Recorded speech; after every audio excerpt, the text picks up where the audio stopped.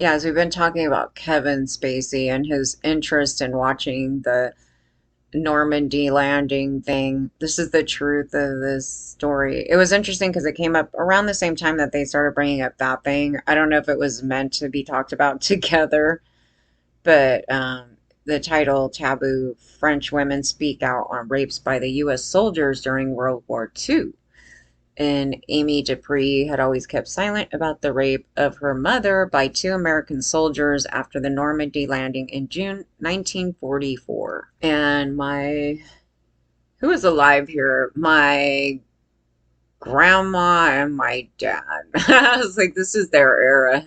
But 80 years after the brutal assault, she finally felt it was time to speak out. Nearly a million U.S., British, Canadian, and French soldiers landed on the Normandy coast in the weeks after D-Day, and the operation was to herald the end of Nazi Germany's grip on Europe. Amy was 19, living in Montours, a village in Brittany, and delighted to see liberators arrive, as was everybody around her. When, but then her joy evaporated on the evening of August 10th. Two U.S. soldiers, often called GIs, arrived at the family's farm. They were drunk and they wanted a woman. Amy, now 99, I can't even imagine living that long. I probably won't. It's just kind of crazy to read this. 99 told AFP, producing a letter that her mother, also called Amy, wrote, "So nothing is forgotten." In her neatly handwritten writing, Amy described the events of that night, how the soldiers fired their guns in the directions of her husband, ripping holes in his cap, and how they menacingly approached her daughter Amy. To protect her daughter, she agreed to leave the house with the GIs, she wrote, and they took me into a field and took turns raping me 4 times each. Amy's voice broke and she read from the letter, "Oh, my mother, how you suffered, and me too, and I think about this every day. My mother sacrificed herself to protect me while they raped her in the night. We waited, not knowing whether she would come back alive or whether they would shoot her dead." The events of that night were not isolated. In October 1944, after the battle for Normandy was won, the U.S. authorities put 152 soldiers on trial for raping French women. Was it just French women? Was there children in here? They didn't care about the AOC much around here. And France actually, I think, didn't have an AOC at that time, because there was some weird thing with it. I think it was extraordinarily low and they just barely set it to 13. I would have to go through that whole thing, but it's pretty bad. In truth, hundreds or even thousands of rapes between 1944 and the departure of the GIs in 1946 went unreported, said American historian Mary Louise Roberts, one of the only handful to research what she's called a taboo of World War II. But keep in mind, when they always go rape French women, they're not adding in children. It just sounds like they raped a bunch of adult women. Mm-mm. There are a bunch of pedophiles up in here. So many women decided to remain silent. There was the shame, as often with rape, and she said the stark contrast of their experience with the joy felt everywhere over the American victory made it especially hard to speak up. I have some ancestry in France, but I don't know how much. It was like a little bit. And some people claim that they can see the French in me. I don't know. Roberts also blames the army leadership, who, she said, promised soldiers a country with women that were easy to get, to add to their motivation to fight. The U.S. Army newspaper Stars and Stripes was full of pictures showing French women kissing victorious Americans. "Here's what we're fighting for," the headline of September 9th, 1944, alongside a picture of cheering French women, and the caption, "The French are nuts about the Yanks." Wait, the incentive of sex was to motivate American soldiers. Sex, and I mean prostitution and rape, was a way for Americans to show domination over France, dominating French men as they've been unable to protect their country and their women from the Germans. In Plebnik, I'm not sure, near Brest, on the westmost tip of Brittany, is it Jean, near Tornelec, remembers as if it was yesterday how her sister Catherine was raped and their father murdered by a GI. There's a picture of them. The black American wanted to rape my older sister. The father stood in his way and he shot him dead. The guy managed to break down the door and enter the house. 89-year-old Jean told AFP. 9 at the time, she ran to a nearby U.S. garrison to alert them. I told them that he was German, but I was wrong. When they examined the bullets the next day, they immediately understood that he was American, and her sister Catherine kept the terrible secret that poisoned her whole life until shortly before her death, said one of her daughters. And lying on her hospital bed, she told me, I was raped during the liberation, and asked whether she ever told anybody. Her mother replied, tell anybody? It was the liberation. Everybody was happy. I was not going to talk about something like this. That would have been cruel. What an odd way that women had to went on like this. Okay, French writer Lewis worked as a translator for the U.S. troops after the landings, an experience he described in his 1976 novel OK Joel, or Joe, included the traits of GIs for rape in military courts. Those sentenced to death were almost all black, who made a documentary about the book. Shameful secret. Those found guilty, including the rapist of Amy, Catherine, were hanged publicly in French villages. Behind the taboos surrounding rapes by the liberators, there was the shameful secret of segregationist American army. Once a black soldier was brought to trial, he had practically no chance of acquittal. This, said Roberts, allowed the military hierarchy to protect the reputation of white Americans by scapegoating many African American soldiers. Of the 29 soldiers sentenced to death for rape in 1944 and 1945, 25 were black GIs. Racial stereotypes on sexuality facilitated the condemnation of blacks for rape.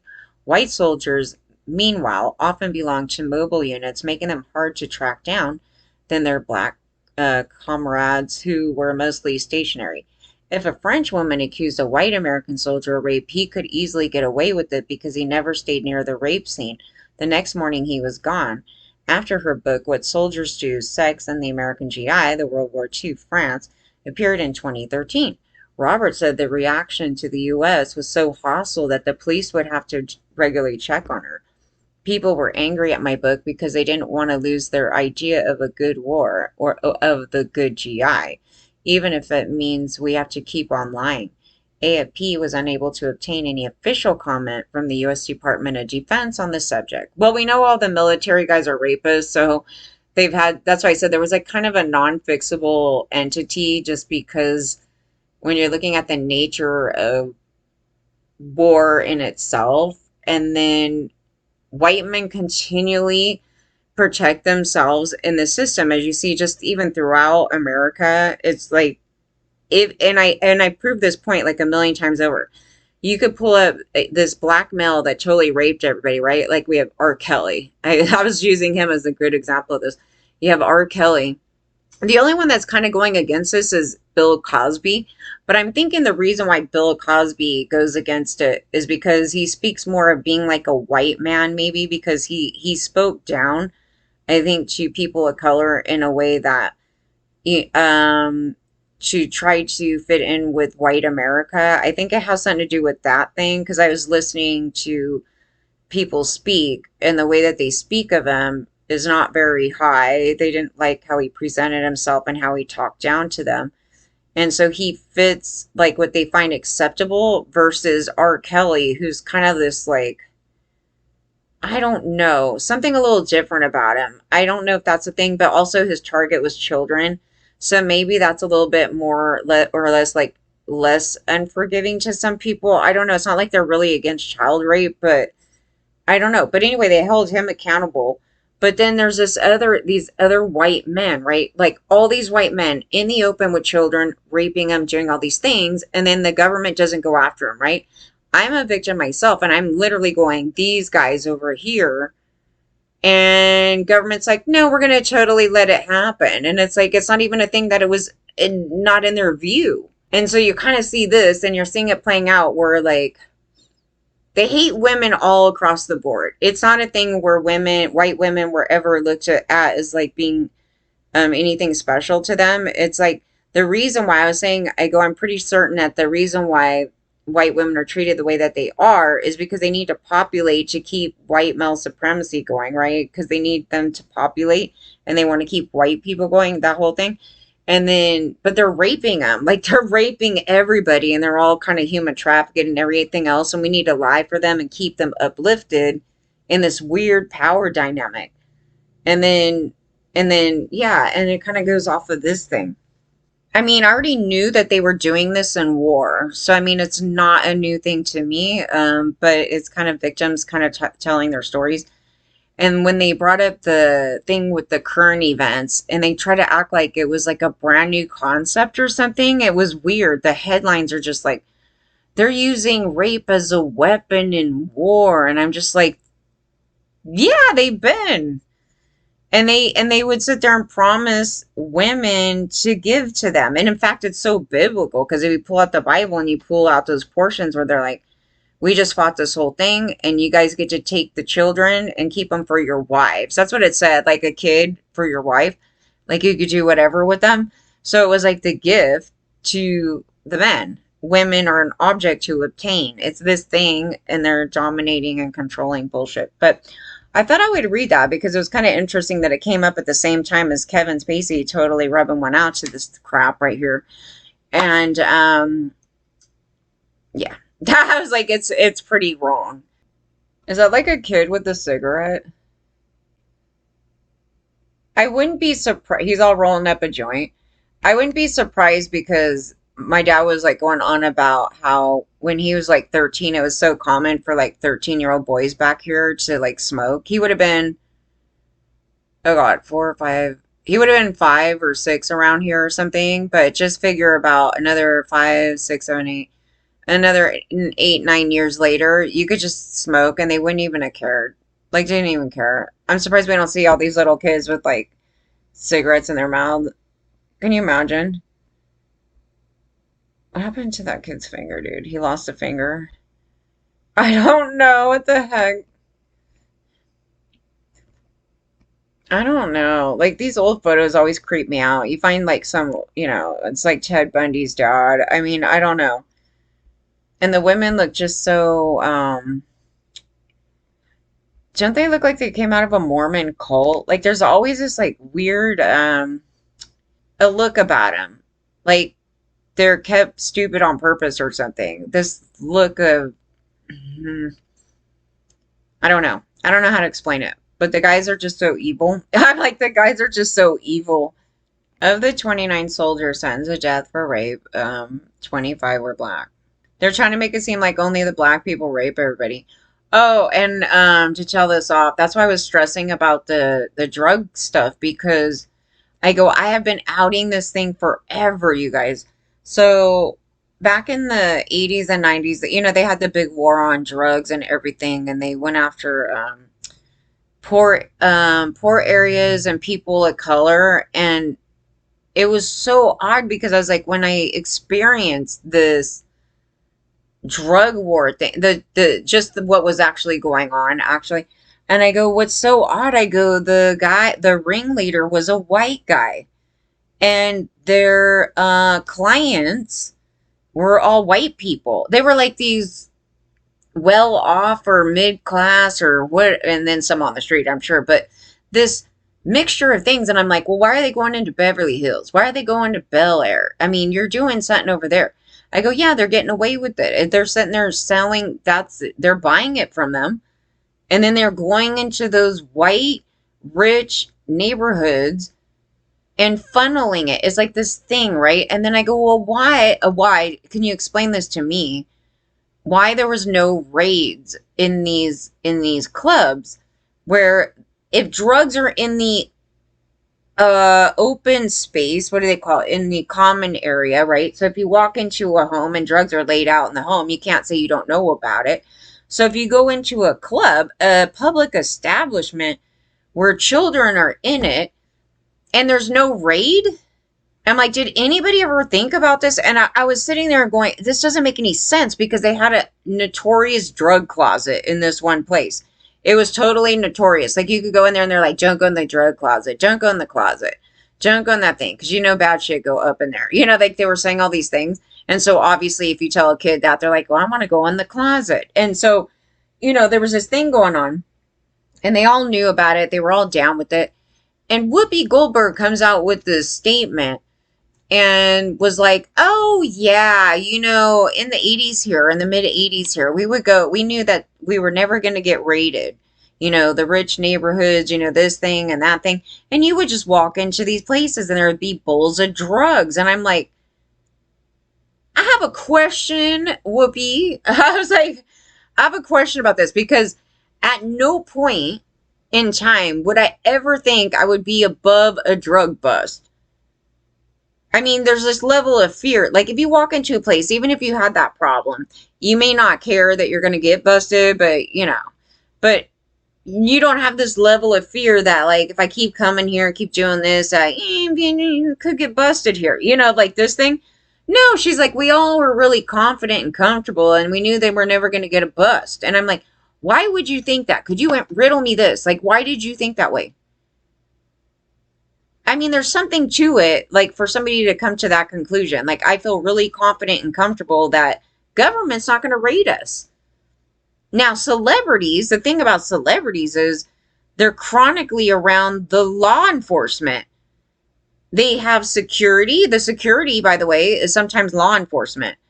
They have all these things. So it's not like something that they don't know about.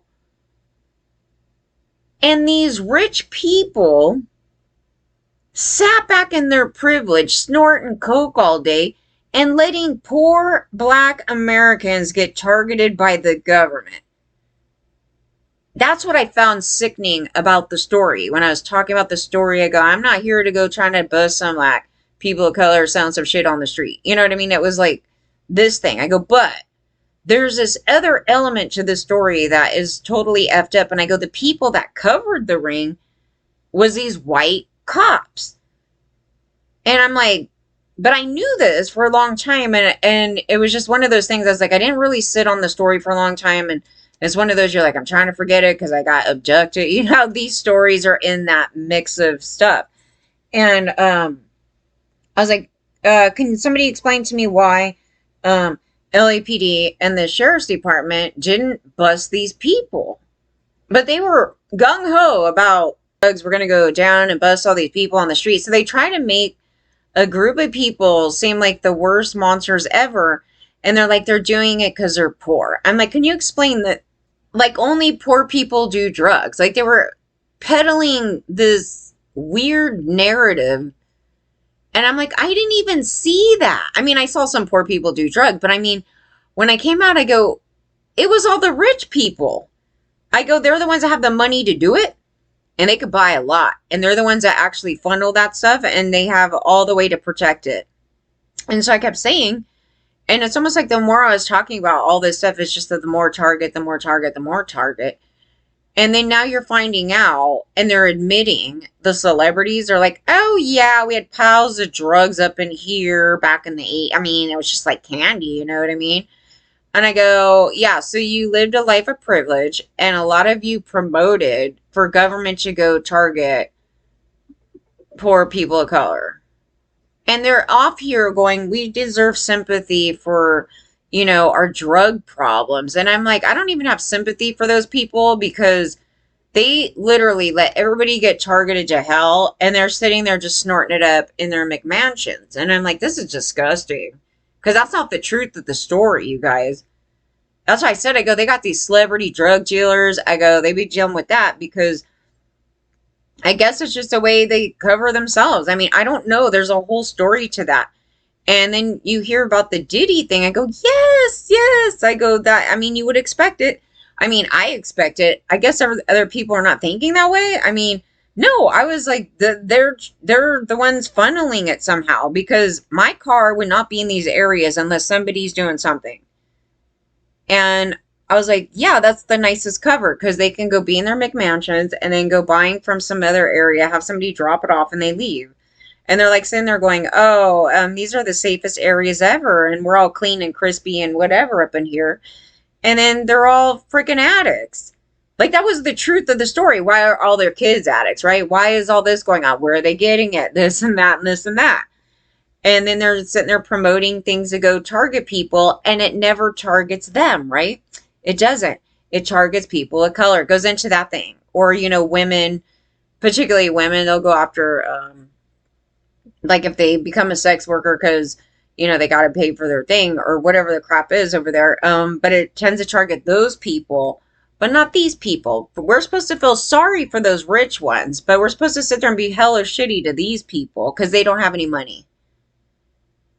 It's disgusting. But the concept is the same. Like it's the same thing. It has that root of it's just male supremacy. It has the root of, the rich white male. And then the cover is anybody who's in that, universe of people, which is rich white and or even black, because Whoopi Goldberg is a woman of color. And it protected people of color if they were extraordinarily rich. But if somebody had to go down, they probably would have taken her down first. It would turn into this thing. There's just like, level of who they're going to go at first before they go after the big bad white guy. We're not seeing the bad white guy go down. The bad white guy keeps getting away with stuff, for the most part. But basically, when you have male supremacy like that, it's like all men will tend to get away with it eventually. They're going to get away with that more than a woman would. But depending on what you're talking about, because there's nuance, that's okay. So if some woman in the army here came in and started raping everybody, they may not have thrown her into this mix right here, what they're doing, because they didn't view it the same. They viewed it like no man could be raped, so it wouldn't have fit into that thing. But that was men that made it that way. It was men that made it that way. But if you disagree with any points, feel free to put it down below. I feel like I learned more from some of the people in the comments, dude, because it was like, I don't know. You guys got me into checking these other 80s movies again, and I'm tripping out. Like, I'm literally tripping out. I was like, yeah, yes, we missed a lot. We got groomed a lot. Check out Weird Science, dude. That shit is like, what? When you're looking at little boys getting groomed and like what was normalized, that thing right there, and okay, before I tail off, because I did a thing on it, but I was like, I don't know if I'm going to do that, because I don't know how long that edit's going to be, but check the old 80s movies, the ones that they said, oh, they treat women so terribly bad.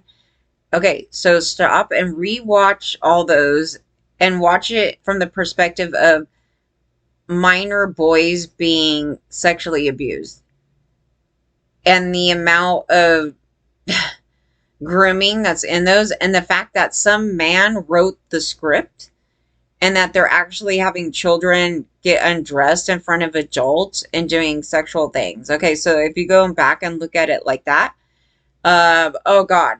And I was saying how groomed we were, because to overlook that is a grooming. It was just like, oh, boys can't be raped. It has something to do with that, where you wouldn't look at it and be like, God, we're so shocked that these young boys are being totally like sexualized and, they're abusing them on a set. These young boys, they put the young boys with the older women naked. And I'm like, okay, well, is this like really something that should have been promoted? No. So it's like those things. So you go back and you start re-examining what you've watched before. And then you're like, wow, we were massively groomed. It's so bad. And I still miss stuff because there's so many different things that was normalized that it's like, I wouldn't think about it right now, because it was like when I watched it at the time, it was normal. And I'm not pulling it out right away. And so if you guys could think of any other ones that was so bad that we should go look at, mostly on the male perspective, because the male one is the one that we haven't, I touched on it a little bit, such as the taking off Macaulay Culkin's pants as a little boy. And I'm like, what the hell? So yeah, that was definitely one.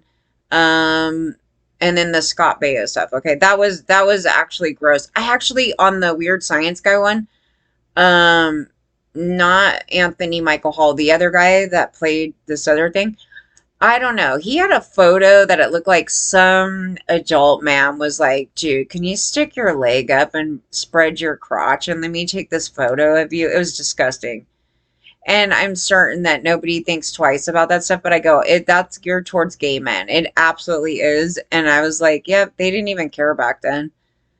No, it's like I think he was 16 at the time. I could be wrong, but I think they were 16. I think both of them were 16, or he was 15, 16, no older than 17. And they were doing all this stuff. And I was like, yeah, there it is. It's just, it's an overlook and it's pretty cringeworthy.